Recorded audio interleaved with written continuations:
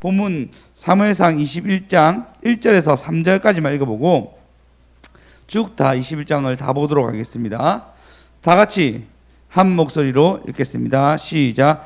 다윗이 노페에 가서 제사장 아히멜렉에게 이르니 아히멜렉이 떨며 다윗을 영접하여 그에게 이르되 어찌하여 내가 홀로 있고 함께 있는 자가 아무도 없느냐 하니 다윗이 제사장 아히멜렉에게 이르되 왕이 내게 이를 명령하고 이르시기를 내가 너를 보내는 곳과 내게 명령한 일을 아무것도 사람에게 알리지 말라 하시기로 내가 나의 소년들을 이러이러한 곳으로 오라고 말하였나이다. 이제 당신의 수중에 무엇이 있나이까? 떡 5건이나 무엇이나 있는 대로 내 손에 주소서 하니. 아멘. 여러분 혹시 이번 주 설교 뭔지 아십니까? 주일날? 예. 전부 다 아시네. 다 하나씩 가져가시면 되겠습니다. 예. 너희들 알고 오는 거 너희들 몰랐던 거 아이가? 어른들만이라 이거 할걸요. 예. 후회스럽네.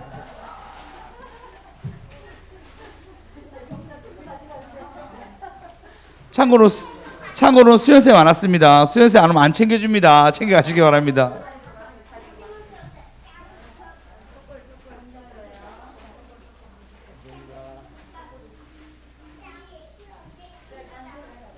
수연쌤 왔네요. 예. 수연쌤 그냥 오세요. 그냥 오세요. 그냥 괜찮아. 그냥 오세요. 그냥 오세요. 수연쌤 빨리 하나 가져가세요. 자, 그럼 우리 한번 찬양하고 시작합시다. 오늘 수연쌤 빨리 하나 가져가시기 바랍니다. 자, 우리 오늘 어린아이처럼 우리 아이들 찬양이 지금 5명 있는데 어른을 다 압도하는 것 같아요. 심지어 마이크 들고 있는 현안 형제보다 압도해가지고 진짜 깜짝 놀랐습니다. 그거 안 부를 거야, 안 부를 거야. 저는 주님 안에 숨겨진 보물찾기가 제일 좋아요. 그거 말고 또 뭐 수연쌤 마이크 좀 들어서 수정쌤 마이크 들어서 우리 주일날 믿음의 세대 볼 테니까 수정쌤 노래 부를 수 있도록 하겠습니다.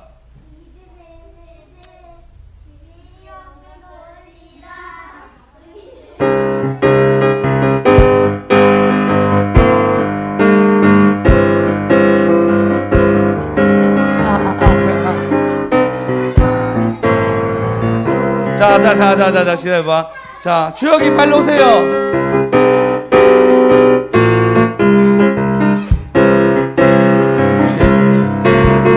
예수님 따라가며 신나고 참 즐거워. 때론 상처받은 마음 어려움 있지만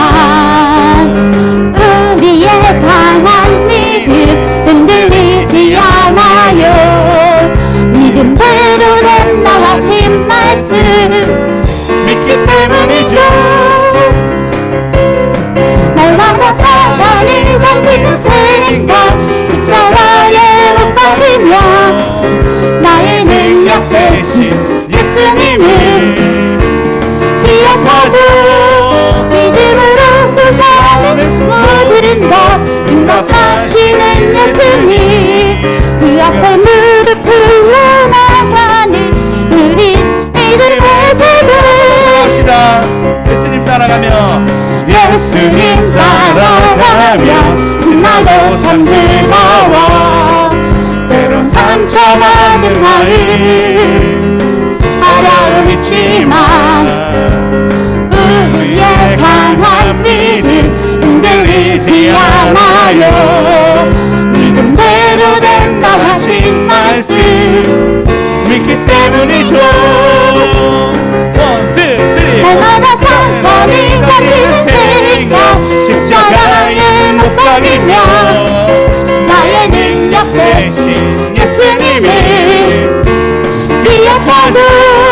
믿음으로 구하는 모든 것 응답하시는 예수님 그 앞에 무릎 꿇어나가 믿음의 세대. 가져가십시오. 뭐 있었어? 좀 이따 할게. 좀 이따 할게. 한 대지 끝나고 가자. 너무 귀엽네요. 수연쌤 늦게 왔지만 오늘 수연쌤 1년에 한 3번 정도 있거든요. 치마. 치마 입고 왔는데 너무 단아하고 좋네요. 예. 자, 그럼 오늘 본문을 좀 볼 건데요. 저번 주 제목이 조급함에 대해서 얘기했습니다. 그럼 조급함은 기억나십니까? 조급하면 어떻게 된다 얘기했죠? 조급증은 무기력을 준다고 얘기했습니다. 근데 무기력을 주기 전에는 조급증은 결국은 실패가 연속하게 되고 그 실패 연속을 통해서 그 사람은 결국은 무기력해져서 아무것도 하지 못합니다. 그래서 어떻게 되냐면 당장 해야 될 걸 못하게 돼요. 무기력해지면 설거지, 산더머리 되고 하나씩 심할 것도 있는데 설거지가 잘 안 되고 있나 보네. 집에 방청소 잘 안 되고 이를 위한 노력도 잘 안 되기 시작합니다.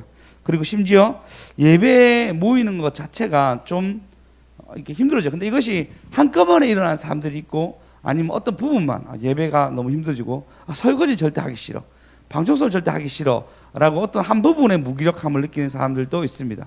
자, 일단은 우리 앉아주세요. 하나쌤이 여기 있어도 이제 애들이 여기 있네요. 신기하네요. 예, 이제 애들이 컸다 진짜. 그렇게 해서 조급함은 결국은 어려움으로 가게 됩니다. 오늘 말씀에 대해서 그 조급함이 무기력증으로 가기 전에 다윗이 살아난단 말이에요. 그 어떻게 살아났는지, 조급함을 어떻게 이겨낸지에 대해서 오늘 말씀을 나누고자 합니다. 오늘 보시면 전체적인 내용을 좀 얘기해 드리겠습니다. 21장에 보시면 다윗이 요나단을 만나고 난 뒤에 그리고 이제 사울이 자기를 죽이는 것을 완전 결정된 것을 알게 됩니다. 알게 되니까 이제 모든 이스라엘 백성이 자기를 죽이려고 하니 그런 도망을 가야 되는데 첫 번째 선택한 곳이 어디였냐면 놉당이었습니다. 놉당은 제사장 아히멜렉, 이 제사장 아히멜렉은 아론의 직계 후손입니다. 그러니까 대제사장을 받을 수 있는 계통의 사람들이 모여 있는, 제사장의 훈련을 받고 있는, 그리고 거룩한 땅이라고 국가적으로 지칭한 노베 땅으로 갑니다. 아무래도 그 땅을 갔다는 이유는 그 전에 사무엘 땅이 거룩해서 다윗이 보호받았던 것처럼 그것으로 보호받고자 하는 첫 번째 이유와 두 번째 이유 여러 가지 문제를 좀 얘기하게, 거기서 실수를 하게 되는데 어떤 실수를 하게 되면 그곳에 갔더니 누가 있냐면 사울의 신복이 있는 거예요.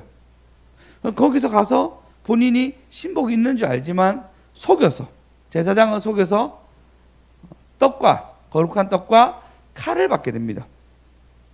그리고 거기서 도망치게 됩니다. 이게 첫 번째 실수고요. 두 번째는요, 그리고 칼과 떡을 먹고 나는데 첫 번째 도망치기가 뭐냐면 가드 땅, 브레셋 땅으로 도망치게 됩니다. 브레셋 땅으로 도망치고 난데 거기서 실제로 다윗이 심히 두려움을 느끼고 죽을 뻔한 사건에 대해서 다룰 것입니다. 하지만 22장 넘어가면 그가 급격히 살아나요. 이 21장과 22장의 사이에 시편이 들어갑니다. 시편 32장이 마지막을 다룰 겁니다. 그래서 세 가지에 대해서 알아볼 건데요. 첫 번째는 다윗의 조급함에 대한 실수에 대해서 다룰 거고요. 두 번째는 조급함 속에서도 하나님의 은혜를 다룰 겁니다. 세 번째는 조급함 속에 하나님의 은혜를 어떻게 일어난지에 대해서 세 가지에 대해서 나눌 건데요. 먼저 조급함에 대한 실수에 대해서 얘기하고자 합니다. 다시 얘기하겠습니다. 다윗이 어느 땅으로 갔다고요? 놉 땅으로 갑니다. 그 땅에는 아히멜렉, 아론의 직계 후손이 그곳에 있는데 1절에 보시면 다윗이 놉에 가서 제사장 아히멜렉에 이르니 아히멜렉이 떨며, 아히멜렉이 뭐라고요? 떨며 다윗을 영접하러 왔습니다. 그에게 이르되 첫 번째 문이 어찌하여 내가 홀로 있고 함께 한 자가 아무도 없느냐. 그러면 다윗이 원래 직책이 뭐였죠? 그 장관이었는데 장관에서 잘려서 어떻게 되죠? 천부장이 됩니다. 천부장. 아주 많아서 뭐 준료가 있는데 약간 좀 이렇게 조금 틀려서 천부장이 됩니다. 그러면 보통 그가 거닐 때마다 1000명 가까이에 되는 사람들 거닐 수 있는 권한을 가졌는데 혼자 온 거예요. 이상하죠? 어찌하여 내가 혼자냐라고 얘기합니다. 그리고 또 한 가지 이상한 게 있습니다. 뭐냐면 그가 알았는지 원하는지 알 수 없지만 사울이 다윗을 죽이려고 하는 것을 알았는지 아닌지 알 수는 없습니다. 그러나 소문난 게 있었을 거예요. 라마에 가가지고 사울이 거기서 다윗을 잡으러 갔다 예언하고 돌아온 일은 굉장히 이슈가 될 정도의 사건이었습니다. 아히멜렉이 모를 리가 없다라고 생각하는 추측할 만한 일이기도 합니다. 그래서 의외됐든 다윗이 혼자 왔건 아니면 피하러 왔건 그것 때문에 아히멜렉은 떨며 그를 영접합니다. 왜 아무도 없냐인데 이때 다윗은 굉장히 재빠르게 자기에 대해서 항변을 하는데 변명을 하는데 2절에 보시면 왕이 아무에게 알리지 말라 하고 다른 소년들은 이러이러한 곳 어떤 곳에 있으라고 얘기했는데 이건 기밀입니다. 말할 수 없고 나 혼자 왔습니다 라고 얘기합니다. 그리고 실제적으로 온 목적에 대해서 얘기하는데 3절에 수중에 뭔가 없습니까? 떡이나 떡덩이 5이나 아니면 아무거나 내게 주십시오. 그럼 다윗이 어떤 거죠? 굉장히 배고픈 상태입니다. 다윗이 지금 굉장히 위기입니다. 첫 번째는 그가 이미 자기 직책에서 잘렸습니다. 그리고 자기의 아내와 이제 파혼 상태가 자동으로 연결됩니다. 그리고 자기 아내 미갈은 다른 남자에게 시집가게 됩니다. 파혼이 결정되고요. 그 다음에 그의 영은 지금 파멸에 가까이 가고 있습니다. 그래서 조급함이 생기게 됩니다. 직장도 잘렸으니 파산하게 되었습니다. 진짜 그의 삶은 파바바 세 개 뭐랬죠? 첫 번째 파혼했습니다. 파혼. 두 번째 파멸, 그의 영혼은 파멸됐습니다. 그의 삶은 지금 파산 위기입니다. 그래서 떡덩어리 5개 정도도 없을 정도의 굉장한 위기를 가졌습니다. 오늘 제목입니다. 파파파가 아니라 팍팍팍입니다. 오늘 언어 유희입니다. 자, 파파파가 아니라 팍팍팍입니다. 하나님이 그래도 팍팍팍 밀어주세요. 할렐루야. 할렐루야. 그 나중에 하나님이 인권, 영권, 물권 모두 다 팍팍팍 밀어주세요. 그래서 파파파가 아니라 자, 우리 아이들 파파파가 아니라 짧은데 팍팍팍 해야지. 파파파가 아니라 우리 겸이가 너무 작게 해서 안 되겠다. 자, 우리 주아 어디 있어요? 주아 일로 오세요. 제일 앞에 오세요. 제일 앞에. 빨리 오세요. 빨리 오세요. 궁금한데 오늘 수련회 있기 때문에 은결이 지금 와야 되는 거 아니에요? 그렇군요. 자, 빨리 앉으세요. 자, 앉으세요. 자, 팍팍팍가 아니라 팍팍팍입니다. 팍팍팍가 아니라 팍팍팍입니다. 네, 귀여움이들 다 하나씩 가져갔어요. 자, 핫브레이크 되게 어머니 아버지 좋아하셔. 그래, 알았어. 빨리 가라. 자, 조용히 하고 들어가세요. 자, 그가 지금 굉장히 위기입니다. 파산해서 떡덩어리 먹을 수 있는 어떤 상황도 아니고 파혼한 상황에다가 그 영혼은 파멸 가운데 조급증에 있습니다. 그래서 그가 무엇을 원하냐면 떡덩어리 좀 주십시오 얘기하고, 그리고 나중에 마지막에 다루겠습니다. 떡을 받게 됩니다. 그 떡이 없었어요. 그래서 거룩한 떡, 제사장이 먹는 떡을 그가 받게 되고, 그러고 난 뒤에 그가 그 다음 뭐라 얘기하냐면요, 칼을 달라고 얘기합니다. 좀 밑에 줄 볼까요? 다윗이 자,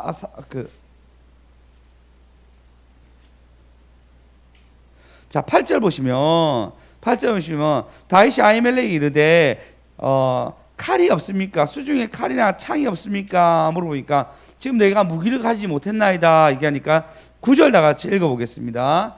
9절 수정쌤 좀 읽어주세요. 시작.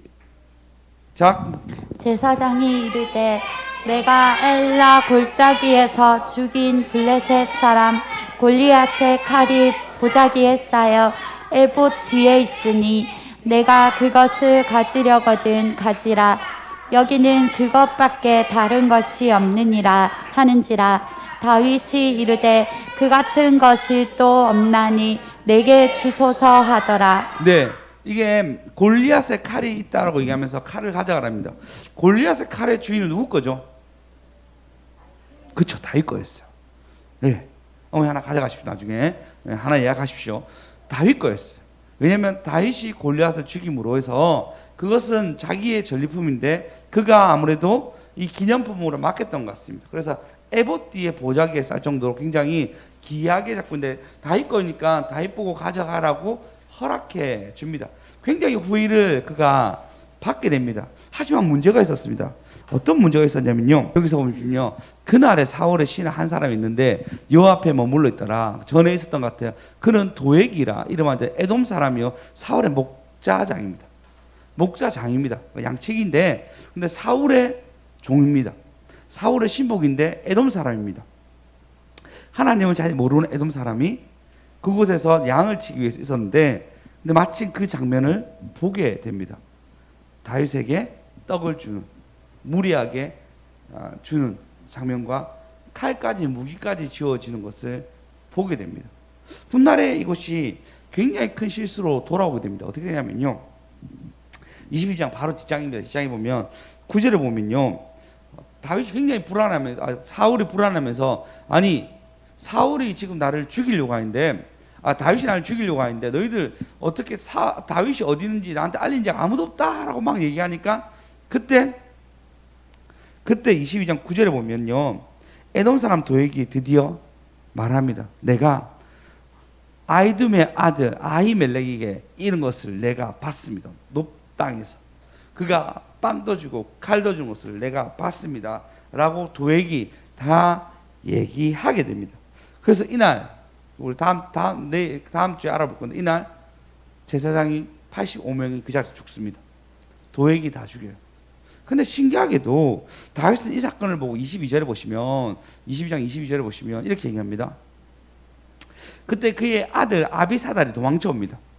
그때 아비사달이 이르되 에돔 사람 도액이 거기 이르길로 그가 반드시 다윗이 얘기합니다. 아비사달이 와서 이런 일이 있었습니다. 얘기하니까요. 다윗이 얘기해 줍니다. 뭐라 얘기냐면 에돔 사람 도액이 거기 있기로 그가 반드시 사울에게 말할 줄 내가 알았노라 얘기해요.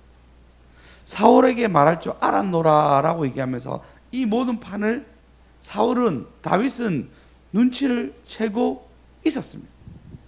이게 큰 실수였어요. 여러분 만약에 그런 상황인데 이 사람이 나한테 꼬지르려고 한다. 근데 이것이 그들 가운데 생명의 위협이 된다. 사무엘도 생명의 위협을 사울에게 느꼈으면은 당연히 이들 생명의 위협을 느낄 수 있는 것은 다윗이 바로 알았단 말이에요.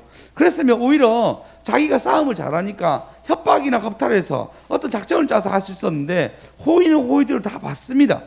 근데 도액이 이럴 줄 안단 말이에요. 아니, 도액이 어떤 못 이르게 하든지 상황을 만들었어야 했는데 그런 제스처는 전혀 취하지 아니하고 그런 제스처는 전혀 없이 그냥 그 자리에 수스 없이 도망치게 됩니다.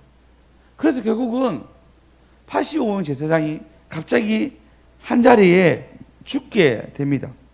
굉장한 큰 실수가 다윗을 통해서 일어나게 됩니다. 여러분 조급하게 되면요 전체적인 상황을 잘 못 봐요. 보더라도 그 순간 무기력증과 그 순간의 마음 때문에 뭔가 하지를 못합니다. 그래서 어떤 결과를 바라는데 결과가 나오지 않으면 우리는 어떻게 되죠? 무리하게 하더라도 그 일을 하게 됩니다. 지금 딱 그래요. 지금 도액이 있는 걸 봤으면은 이걸 그렇게 선하게 나가서 되는 문제가 아니었습니다. 다시 85명이 그 자리에 죽습니다. 85명이면 그거 제사장 가문의 사람들이 레위인들이 85명이 죽는 사건은 성경 어디에도 없었습니다. 그것도 왕이 죽이는 일이 사울 왕을 통해 처음 일어나죠.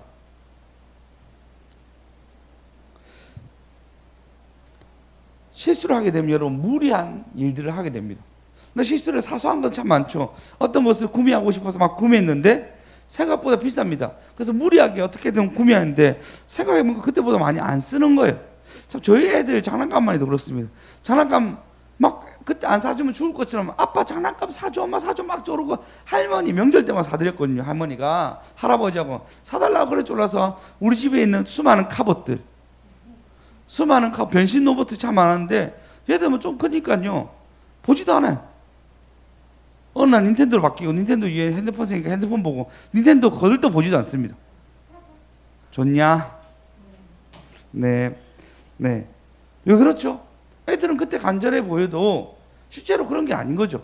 오히려 그 간절함에 우리가 조급함을 가지고 부모님들이 그것을 허락하게 됩니다.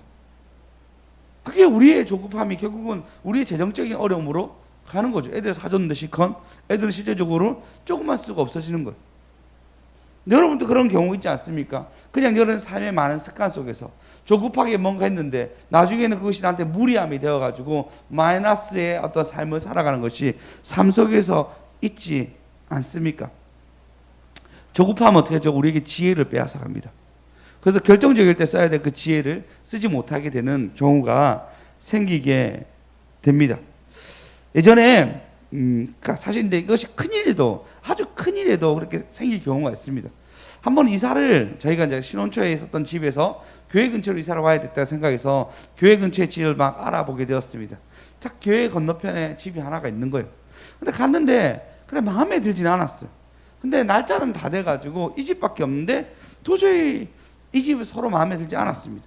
근데 결정을 해야 될 상황이고 굉장히 조급한 상황에서 하루만 더 기대해보자. 하루만 더 기대해보자. 라고 기도를 했습니다. 근데 그날 저녁에 그 집에 경무 사모님 꿈에서 뱀이 꽈리 틀고 있는 걸 다 보게 된 거예요. 아니란 사인이죠. 근데 조급증이 나니까 계약을 해야 되냐 말아야 되냐 굉장히 어려운 상황이 있었는데 근데 그 옆집에 집이 생긴 거예요. 그냥 이 집이 가려고 했는데 이 집이 아니라고 생겼는데 그 옆집에 그냥 붙어있는 옆집에 그 옆집에 이 집을 전세를 내놓는 거예요. 그 당시 여러분 결혼한 전만 해도 전세가 3,500이었어요. 지금은 3억 5천 정도 하는 것 같아요. 너무너무 올라서 어려운데 그 당시 3,500이었어요. 바로 옆집에 생긴 거예요. 우리의 조급함이었으면 계약을 했겠죠. 계약권을 걸어서 다 했겠죠.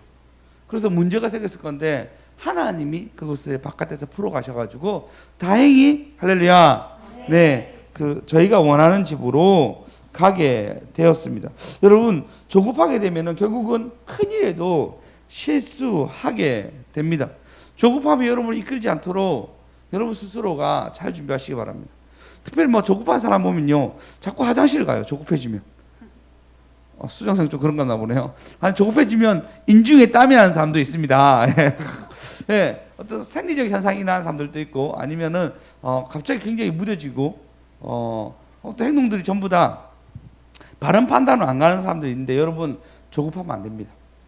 오늘도 제가 어머니 아버지 보고 왜 핸드폰 나한테 얘기 안 하고 샀냐고 막 이랬는데 물론 조급하면 아니었겠지만 제가 조급해지더라고요. 얘기했으면 좋았을 텐데 이런 생각했습니다. 자 그러면요 여러분 22절에 보시면 본문 아까 21장 22절에 보시면 참 22절에 어떤 사건인지 모르겠지만 이렇게 얘기합니다. 내 아버지 집에 모든 사람이 죽은 것이 나의 탓이로다 라고 얘기하고 자기 탓을 얘기하고 그 다음 23절에 보시면요 다윗이 변합니다. 23절에 보시면 읽어보겠습니다. 시작. 하지 말고 쓰라 내 생명을 찾는 자가 내 생명도 찾는 자니 내가 나와 함께 있으면 안전하리라 하니라. 예, 한 장 사이에 굉장히 변했습니다. 내 탓이라 얘기하고 그것을 받아들이고 그리고 아비사달 그를 받아들이며 그리고 내 생명 나를 찾는 자니 너는 나와 함께서 안전하리라고 아주 여유 있는 장면들을 보여주게 됩니다.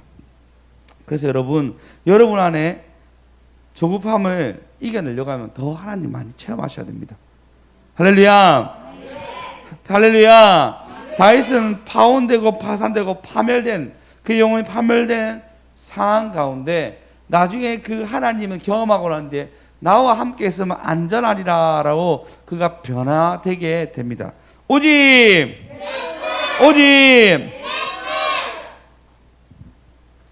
제목이 잘 생각이 안 나네요. 예. 파파파가 아니라 예, 파혼 파산 파멸이 아니라 하나님 주시는 영권 인권 물권의 팍팍팍으로 영광 돌리는 저와 여러분 되었으면 좋겠습니다. 우리 아까 찬양 한 번 더 합시다. 후렴 부분 더 할 수 있도록 합시다. 다들 오세요. 아까 그 찬양 뭐였죠? 믿음의 세대 부릅시다.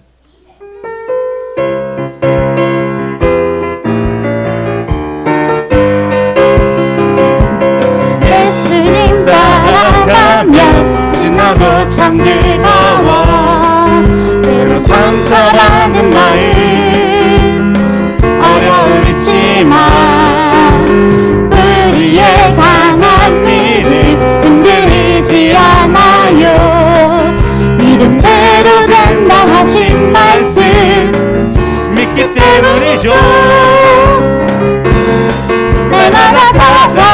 천지는 생각 십자가에 못 박이며 나의 능력 대신 예수님을 기억하죠.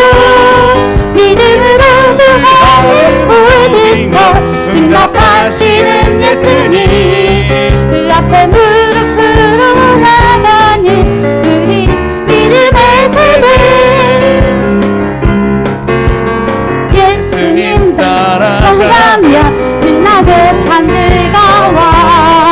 때론 상처받은 마음 어려울지만 우리의 강한 믿음 흔들리지 않아요. 믿음대로 된다 하신 말씀 믿기 때문이죠. 내가 사탄이 던지는 생각 십자가에 못 박이며 나의 능력 대신 예수님을 기억하죠. 믿음으로 하는 모든 것 응답하시는 예수님 그 앞에 무릎으로 나가는 우리 믿음의 세대 믿음의 세대 믿음의 세대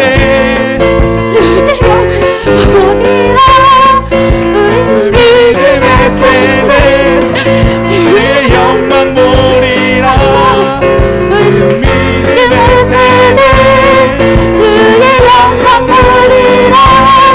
우리는 믿음의 세대 주의 영광 보리라. 우리 하나님께 가져가세요 가져 정말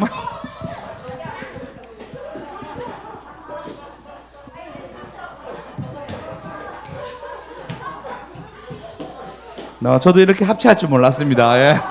갑자기 이제 합체해가지고 예, 엄청난 파워를 보였습니다. 예. 참 감사합니다. 너무 감사합니다. 파파파가 아니라 예, 파음과 파상과 파멸이 아니라 예, 영육간 하나님의 팍팍함이 있는 저와 여러분 되었으면 좋겠습니다. 아멘. 그러면요, 그 조급함 속에서도 하나님의 은혜가 있어요. 은혜 중에 하나가 뭐냐면요, 3절을 보시면 떡을 달라고 얘기하니까요, 4절에 제사장이 다윗에게 이르되 보통 떡은 내 수중이 없으나 거룩한 떡이 있으니 라고 얘기하고 있습니다. 보통 떡은 없습니다. 거룩한 떡, 진사병이라고 레위인들만 먹는 떡, 빵이 있다라고 얘기합니다. 단 여자를 가까이 하지 아니하면 주리라 라고 얘기해요. 그래서 다윗은 우리는 여자를 가까이 한 적이 없습니다 라고 얘기하고 그 떡을 받아 먹습니다. 이게 은혜였어요. 본인에게 돌아갈 것이 아니었어요. 숨 찼어. 네, 본인에게 돌아갈 것이 아니었어요. 거룩한 떡이기 때문에 거룩한 제사장들에게나 레위인들에게 갔어야 될 떡이지만 이 대제사장이 그것을 허락하게 됩니다. 아히멜렉은 이것을 허락하게 됩니다. 그 이유는 여러 가지로 신학적으로 얘기하고 있습니다. 그럼 뭐 다 신학적으로 얘기하기는 좀 그렇지만 제 여러 가지 신학 중에 제가 한 가지로 생각하는 견해는 뭐냐면 로버트 버건이 얘기하는 견해입니다. 다윗의 진술은 이스라엘의 전쟁은 여호와의 성별된 종만 수행할 수 있는 직무로 여겼다. 군대들이 있는데 군인들이 여호와의 군대이기 때문에 그들이 목숨을 내놓고 전쟁에 나가기 때문에 거룩하다라고 판단을 아히멜렉이 했다라고 로버트 버건이 그렇게 결론을 내게 됩니다. 물론 뭐 성경적 근거는 참 많이 있습니다. 근데 중요한 건 뭐냐면 여기에 대해서 예수님이 뭐라 얘기냐면 옳다라고 얘기해요. 예수님이 옳다라고 얘기합니다. 마가복음 아닙니다. 죄송합니다. 마태복음 12장 보시면요. 안식일에 제자들이 지나가다가 밀밭사이를 가다가 그것을 밀밭을 따서 잘라 먹었습니다. 예. 밀밭을 지나갈 때 시장에서 이삭을 잘라 먹었습니다. 그러니까요. 2절에 보시니까요. 그 바리새인 이거 보고 뭐라 하니까 이렇게 얘기합니다. 예수께서 이르시되 다윗이 시장할 때 한 일을 읽어보지 못하였느냐라면서 이 얘기를 합니다. 그들이 시장할 때 다윗이 한 일을 알지 못하느냐 얘기하면서 결국은 마지막에는 이렇게 얘기합니다. 7절 읽어보겠습니다. 7절 시작. 내가 하나님 자비를 원하고 제사를 원하지 아니하노라 하신 뜻을 너희가 알았더라면 무죄한 자를 정죄하지 아니하였으리라. 아주 좋습니다. 주역이 하나 가져갔어요. 네, 나는 자비를 원하고 제사를 원하지 아니한다. 그들이 안식일날 배고파서 잘라 먹은 거에 대해서 바리새인들이 비방할 때 다윗이 위기에 있을 때 그 제사장다 먹을 때 진설병을 먹은 것을 너희들 기억 못하느냐? 나는 자비를 원한다라고 얘기하고 있습니다. 이것은 정말 중요합니다. 조급함이 생기면 여러분 가운데 자비를 빼먹습니다. 조급함이 생기면요, 일을 생각합니다. 조급함이 생기면 당장에 내가 할 일만 보이게 됩니다. 사람이 보이지 않는단 말이에요. 근데 하나님 뭐라 해야죠? 자비를 원한다. 똑같은 거죠. 조급함이 있으니까 제사를 드린다고 생각해요. 지금 난 제사를 드리고 예배를 드려야 돼. 예배를 위해서 모든 걸 다 준비했어 라고 얘기하지만 실제적으로 하나님 뭐냐? 난 자비를 원한다. 제사를 오히려 원하지 않는다. 너희가 말하는 예배를 원하지 아니하고 나는 자비를 원한다라고 성경은 기록하고 있습니다.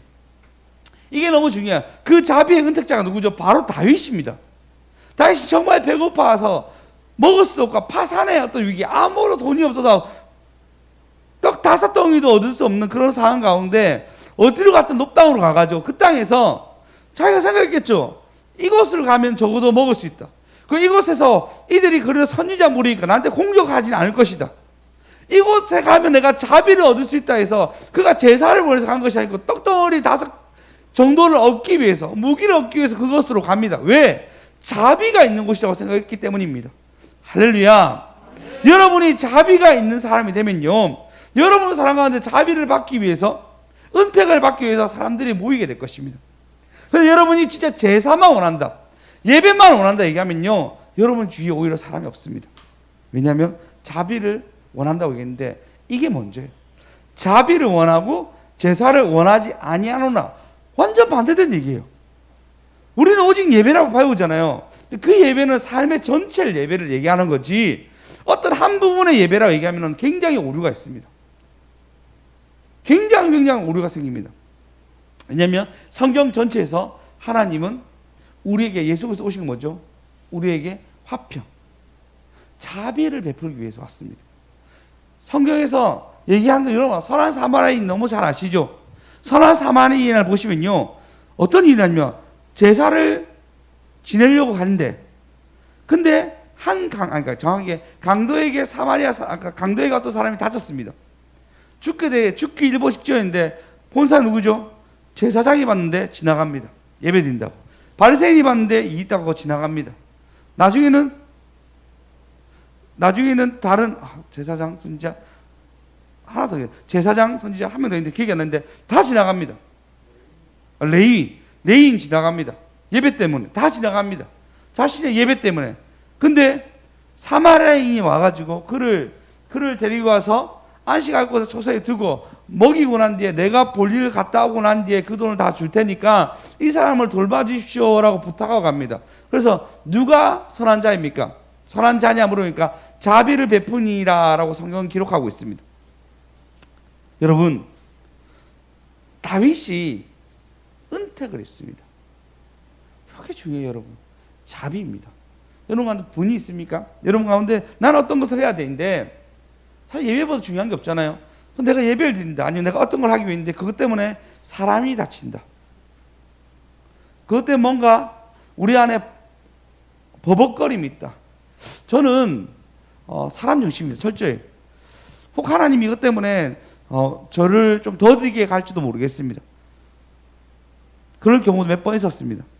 근데 정확한 하나님의 뜻이라고, 이것이 내가 하나님한테 반대 선다 하는 거 아니면은 저는 웬만하면 사람 편을 들려고 합니다. 원래 일 주시는 사람도 아니고, 그런데 굉장히 좀 휘둘린 사람이기 때문에 웬만하면 사람이 안 다쳤으면 좋겠다라고 생각하는 사람 중에 한 명입니다.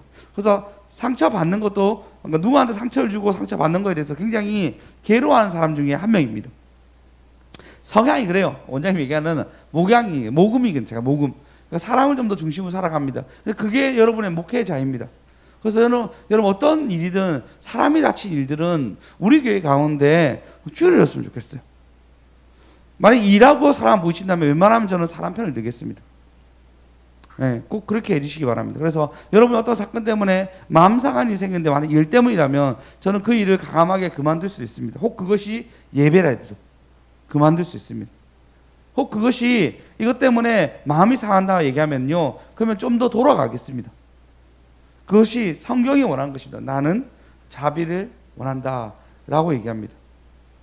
그러면 반박할 게 참 많겠죠. 히브리서 12장에 나오는 말씀 12장 1절 좀 볼까요? 11장 1절요.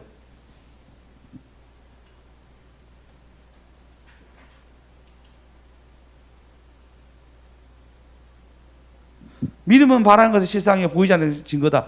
믿음에 대해서 얘기하는데 그 믿음의 첫 번째를 얘기하는 사건이 뭐냐면 가인과 아벨의 사건입니다. 예배 때문에 일어난 사건입니다. 물론 그래서 그만큼 예배는 아주 중요합니다. 그러나 여러분 이 사건에 중요한 게 알게 있습니다. 가인이 예배를 잘못 드렸기 때문에 이 일이 일어났습니까? 맞죠? 더 큰 일이 뭐죠? 가인이 아벨을 죽인 사건입니다. 아니 더 정확히 하면 예배를 왜 잘못 드렸죠? 예배를 왜 잘못 드렸냐면 네가 한 일을 알지 않느냐 얘기합니다. 그가 불의를 행한 수많은 일 때문에 하나님이 그 예배를 안 받으신 거예요. 그럼 혹 피해 제사라 얘기합니다. 가인과 아벨에서 아벨은 양의 피를 드리는 피해 제사를 드렸고 가인은 곡식을 드리는 제사 드렸다 얘기하는 건 이건 완전 잘못된 해석입니다. 왜냐하면 성경에서도 곡식을 드리는 예배 제사 예법이 있기 때문에 제물에 대한 문제가 아니에요. 결국은 이 예배의 중요한 예배는 어떤 예배냐면 가인의 삶의 문제에서의 문제였습니다. 그게 첫 번째 다루는 거였어요. 삶의 예배가 잘못 바로 앉으세요. 그리고 이제 환희는 목사님 봐주세요. 알았죠? 뒤돌아보지 말고. 알았지? 부탁해. 겸이 알았지? 놀랐지? 목사님 봐줘. 자, 이게 중요해요, 여러분. 삶의 예배가 되면요, 하나님 여러분 예배를 받으십니다. 할렐루야. 삶의 예배가 안 되면요, 안 받으세요. 드려도 안 받으세요. 나는 자비를 원한다고 얘기하고 있습니다. 다윗은 그 자비 때문에 떡을 얻습니다. 그리고 하나님도 예수님도 그거에 대해서 굉장히 기뻐하십니다. 아히멜렉이 이 사건 때문에 결국 죽었지만 성경은 기록하고 있습니다. 아니 예수님은 그거에 대해서 기록하고 있습니다. 그 아히멜렉은 비록 죽었지만 저는 제 생각일 때 그가 최고일 때 죽는 것입니다. 내일 보면 그가 왜 죽었는지 좀 더 자세히 알아보겠지만 나중에 그의 아들 아비사달이 보호받습니다. 어마어마한 보호를 받아요. 왜냐하면 솔로몬의 반대파인 이름 머리가 나빠져가지고요. 솔로몬 왕이 돼야 되는데 그 전에 아도니아 역시 띄어 두 개 더 가져갔어요. 예. 아도니아가 왕이 될 때 그 편에 아비사달의 편이 들어요. 아도니아 편들은 다 죽습니다. 근데 아비사달만 살려놓습니다. 너는 젊었을 때부터 우리 아버지와 함께 같이 제사를 지내며 섰던 자이다. 너는 고향에 가서 있어라 라고 얘기합니다. 자비를 베푼 이 일들이 결국은 되죠. 그의 후손이 지켜주는, 그 후손이 엄청난 잘못했을 때 오히려 그 자비를 받는 사람으로서의 역할을 하게 됩니다. 여러분, 자비입니다. 혹시 여러분 가운데 상처받은 거 있습니까? 자비를 베푸십시오. 어떤 상황적인 부분을 내가 손해봐야 됩니까? 자비를 선택하십시오. 할렐루야. 할렐루야. 일이 아니라 자비를 베푼 자 되면 하나님 거기서 반드시 갚아주십니다. 오직 파가 아니라 예. 자, 뭐였죠? 그 영혼이 먼저 파혼했고, 이거 들었네요. 그 다음에요, 파산했고, 파멸했고, 영혼이 파멸됐고, 결혼관계에서 파혼했고, 그 다음에 자기 영혼이 파멸되는 이 사건 속에서 하나님이 그를 세워가는데 영육간에 할렐루야 팍팍팍 밀어주십니다. 그러면 조급함 속에서 어떻게 우리가 하나님께 힘을 얻냐면요, 근데 문제는 한 번 더 사건이 있습니다. 10절에 보시면 그날에 다윗이 사울을 두려워하여, 지금 보십시오. 사울을 두려워하여 가드왕에게 갑니다. 가드왕에 갔는데 신하들이 그를 보자마자 뭐라 했냐면 왕 앞에 모셔갔나 봅니다. 신하에 가니까 뭐라 했냐면 이렇게 얘기합니다. 11절요. 아기스의 신하들이 아기스에게 이르되 이는 그의 땅의 왕 다윗. 아무도 그를 왕이라고 지칭하지 않았는데 아기스 사람들이 그의 땅 왕 다윗이 아니니까라고 얘기하고 있습니다.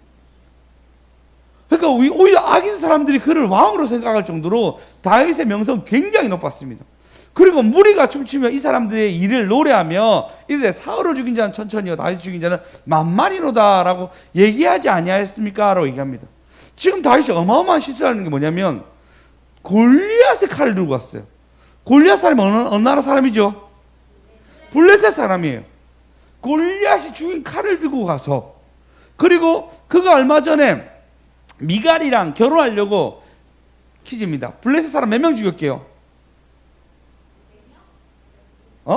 주여가 맞다. 주여가 가져가. 주일이도 맞췄어? 아니야. 니도 벌떡 일났어. 주여에게 커피를 선물해 주시기 바랍니다. 엄마가 먹기에. 오이 맞아. 200명을 죽였어. 200명. 그러면은 거의 블레셋 킬러단 말이에요. 그 킬러가 지금 망명한다고 들어갔는데 아기스 신하들이 가드 땅으로 갔어요. 신하들이 깜짝 놀라면서 죽인 자가 아닙니까? 라고 얘기합니다. 그때 다윗이 어떻게 취하냐면요.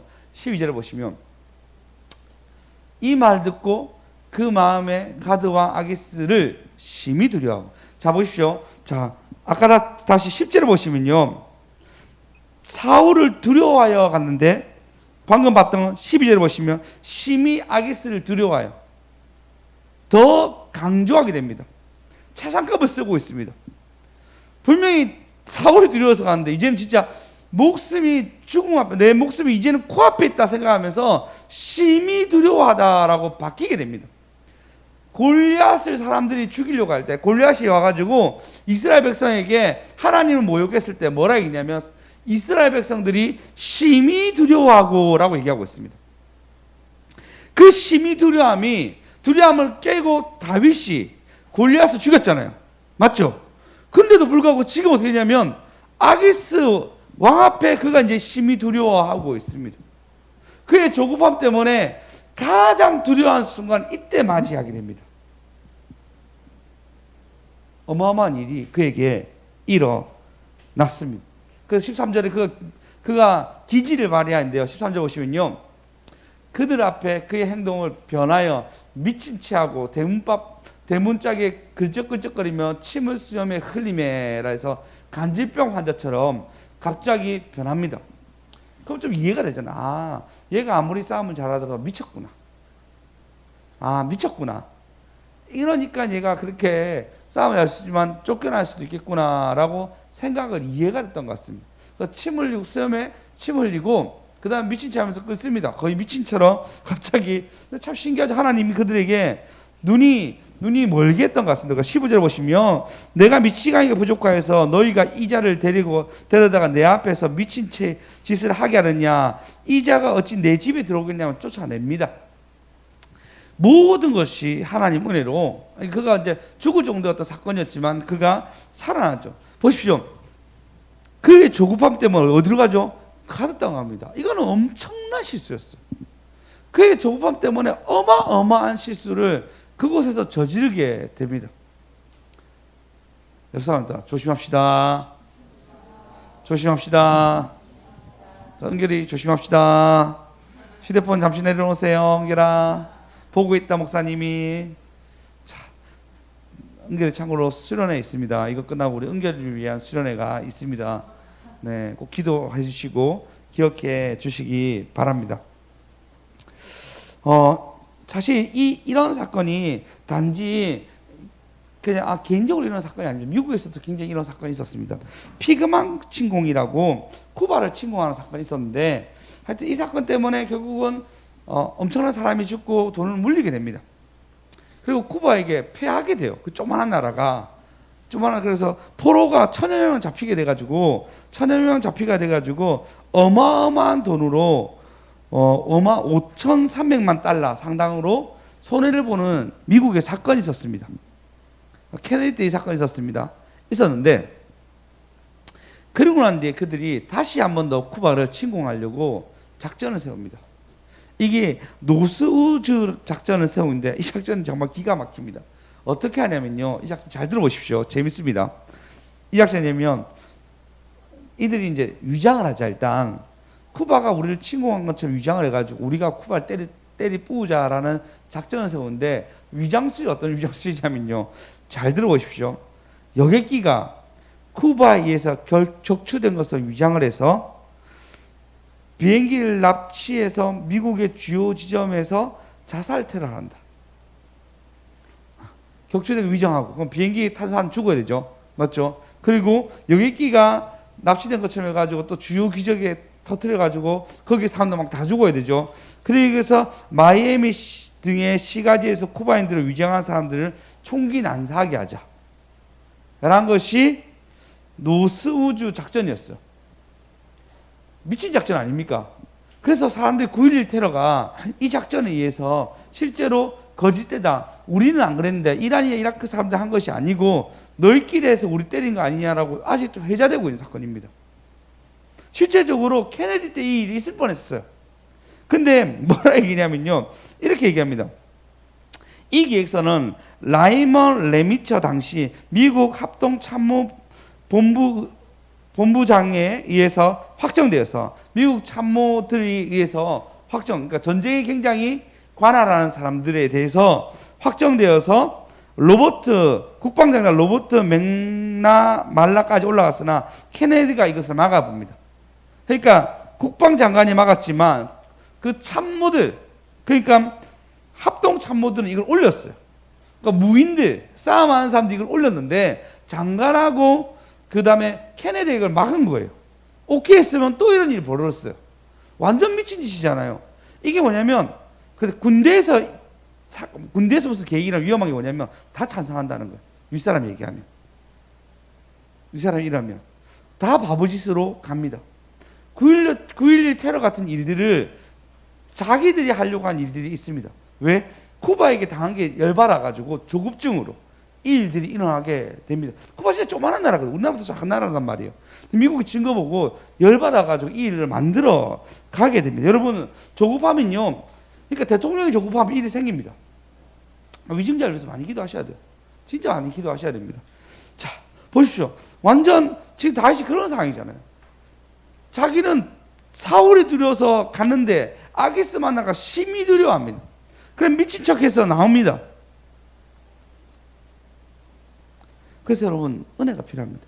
참 이때부터 다윗이요 변합니다. 이때 시편 34장 여러분 잘 아는 말씀이 나옵니다. 3절에 보시면 시편 34장에 보시면요 이렇게 적혀 있습니다. 다윗이 아비멜렉 앞에서 미친 채 하다가 쫓겨나서 지은 시라고 얘기하고 있습니다. 예, 미친 채 하다가 쫓겨나서 쓴 시라 얘기하는데 이게 3절에 보시면 내가 여호와를 광대하시다며 함께 그 이름을 부르죠. 주 여호와는 광대하시도, 그 차례는 이때 나왔습니다. 그러면서 4절에 보시면 내가 여호와께 간구하며 내게 응답하시고 내 모든 두려움에서 나를 건지셨도다라고 오히려 이 이유로 그가 다시 유다 땅으로 와서 주님을 찬양하고 할렐루야 주님을 높이게 됩니다. 그들이 주를 앙마하고 광채를 내었으니 그들의 얼굴을 부끄럽지 아니하게 하리로다라고 얘기하면서 하나님의 이름을 높이십니다. 6절 한번 다 같이 읽어 보겠습니다. 수정쌤 작. 이 공고한 자가 부르짖음에 여호와께서 들으시고 그의 모든 환난에서 구원하셨도다. 네, 여호와께 부르짖으면 그 환난에서 모든 환난에서 건지셨도다 얘기하고 있습니다. 그리고 8절 너무나 잘 아는 말씀 이때 나옵니다. 읽어보겠습니다. 시작. 너희는 여호와의 선하심을 맛보아 알지어다. 그에게 피하는 자는 복이 있도다. 할렐루야. 다윗이 미친 척하고 나오고 난 뒤에 아마 그때 빌었겠죠. 하나님 죄송합니다. 하나님 나를 구원해 주십시오. 그때 빌었겠죠. 그때 여호와께 피한 자는 복이 있도다. 뭐라고 그 앞에 여호와의 선하심을 뭐라고요? 맛보아 알지어다. 할렐루야. 그리고 10절 너무나 잘하는 말씀. 이것도 다 터집니다. 10절 읽어보겠습니다. 시작. 젊은 사자는 궁핍하여 줄일지라도 여호와를 찾는 자는 모든 좋은 것에 부족함이 없으리로다. 오직 할렐루야. 그리고 19절을 보면은 18절을 보시면 이렇게 얘기합니다. 18절에 여호와는 마음이 상한 자를 가까이 하시고 중심을 통회한 자를 구원하시도다. 중심을 구원. 이때 한 거예요. 자기의 마음의 상함, 조급함 때문에 실수하는 그 모든 것을 상함을 하나님이 상한 자를 가까이 하시고 중심, 그 마음의 중심에 통회한 자를 구원하시는구나라고 하나님을 알게 됩니다. 그리고 너무나 중요한 말씀 19절 보시면 의인은 고난이 많으나 여호와께서 그 모든 환난에서 건지시도다. 이후로 하나님을 만나는 거예요. 의인은 고난이 많구나. 앞으로 자기 고난에 대해서 얘기하죠. 그러나 하나님이 이제는 고치시구나. 사울의 왕에서 날 고치셨고 심지어 브레셋 왕에서 나를 구원하신 것을 그가 직접 경험하게 됩니다. 그리고 20절에 보시면 그는 모든 뼈를 보호하시며 그 중에서 하나도 꺾이지 아니하리라. 이 말씀 어디에 사용되죠? 예수님이 죽으실 때 사용되는 거예요. 예수님이 죽을 때 십자가 죽으실 때 두 강도는 빨리 죽이기 위해서 다리를 꺾어가지고 숨을 못 쉬게 해서 죽습니다. 다리를 부러뜨린단 말이에요. 근데 예수님 이전에 죽으심으로 뼈가 끊기지 아니하신다고 예수님의 죽으심 이때 예언하는 장으로 쓰이게 됩니다. 할렐루야. 할렐루야. 그리고 이렇게 얘기합니다. 22절의 마지막입니다. 시작. 여호와께서 그의 종들의 영혼을 속량하시나니 그에게 피하는 자는 다 벌을 받지 아니하리로다. 할렐루야. 다윗은 그때부터 여호와께 피하기로 결정하게 됩니다. 이제 조급함에서 벗어나서 여호와를 찾기 시작합니다. 여러분 조급함이 있습니까? 그때 오히려 기도하셔야 됩니다. 여러분 조급함이 있습니까? 다윗은 이때 찬양을 만듭니다. 그때 찬양을 하셔야 됩니다. 여러분 자비를 베풀 것이냐 아니면은 내가 어떤 목적을 위해서 움직일 것이냐라고 생각했을 때 여러분 그 조급함이 여러분을 땡길 때 여러분은 그때 뭐 한다고요? 주님께 기운을 받기 위해서 찬양하고 할렐루야 주님의 이름을 높여야 됩니다. 이때 먼저 그 모든 뼈를 보호하심이고 그 중에서 하나도 꺾이지 아니하리라라는 그리스도의 언약이 이곳에서 나오게 됩니다. 우리 예수님은 자비를 위해서 오셨습니다. 우리의 죄를 제 그대로 물리려고 하는 것이 아니라 용서와 사랑으로 자비를 베풀기 위해서 이 땅에 오셨습니다. 여러분 조급함이 있습니까? 그리스도께 나오십시오. 여러분 걱정 근심이 있습니까? 그리스도께 나오십시오. 그때 그분이 해결해 주시고 그분이 일하십니다.